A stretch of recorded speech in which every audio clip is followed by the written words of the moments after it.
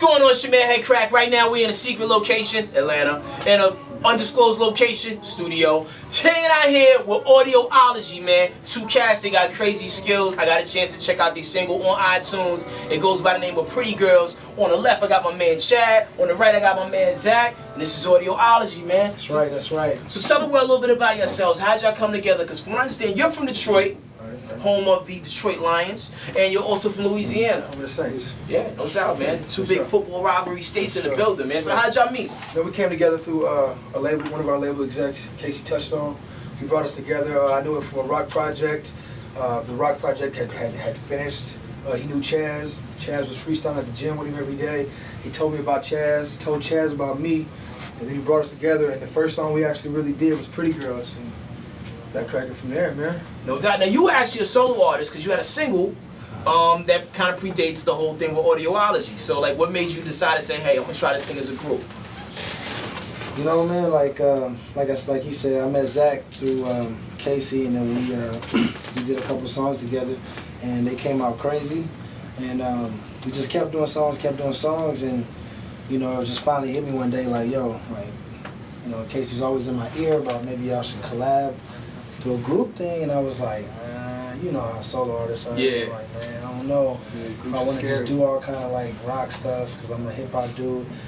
But you know, over time, the music, you know, the duo was just so crazy that it just finally hit me like I need to be in a group with this dude, and that's when we came together and we did Pretty Girls. That was our first single, and as a group, it's just not getting out. We did that song like almost 2 years ago, so. It lets you know, like, it takes a long time for this music thing to happen. Yeah, it's a bubble. And the record Pretty Girls is almost like, you know, it's like an anthem for pretty girls and even chicks that are self-admitted fives everywhere. You know what I'm saying? Like, I mean, it's one of the records, like, you know, I think when females hear it, you know, some chicks are fives and they know it. They're like, they admit it. It's like, hey, I'm not coming in the game with some mileage. You know what I'm saying? Like, some chicks know that. But, like, it's one of the records where females listen to it, they can feel good about themselves. And, I was trying to find a video. Is there a video available for it right now? Man, we just shot the video. Matter of fact, we're supposed to get the video back today. Okay. So yeah, the video will be out super soon, man. Like next couple of days, maybe next week. You know. Gotcha. Yeah, it's hot. Now, like on the vocals, you got one of them real distinguishable. You know, like it's like gravelly but smooth at the same time. And was there any particular MCs that you admired growing up in the game? Is like, you know, you kind of maybe patterned your style after a little bit? I mean, I love Jay-Z. I love Lupe Fiasco. I get compared to him sometimes. I love Lil Wayne. I love Andre 3000. One of my favorite rappers. I love Kanye West. Ice Cube, Snoop. I like a lot of rappers, man. I'm a fan of a lot of. I probably take from a lot of different rappers and put them all into one style. Gotcha. Now, Zach, you like, I'm not saying like the rock folky guy of the group, but like your influences, like most people don't even admit to liking Elvis, but you're a self-admitted fan of Elvis, and you actually grew up in the church. You sang in the choir, did you not? I sang in the choir. My whole thing is, man, like just all around, like on this musician tip. You know what I mean? I was a musician before I was a singer, and then I just started singing just because it was a natural progression. But yeah, man, I like Elvis, you know, how can you not? That was the king of rock and roll. So I grew up off of that. My grandmother hitchhiked to Graceland and stuff, so like I had no choice. Right. So being around that, being from Louisiana, my parents did bluegrass music and Southern gospel my whole life.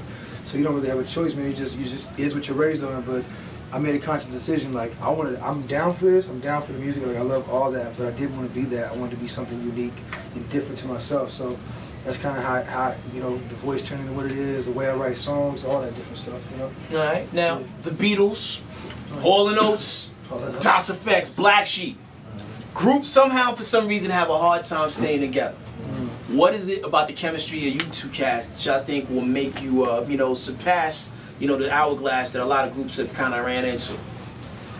I just think, for the simple fact is, like, when we came together with this whole group thing, we said from the beginning that we would let each other do each other, like as far as, you know, staying true to what they want to do.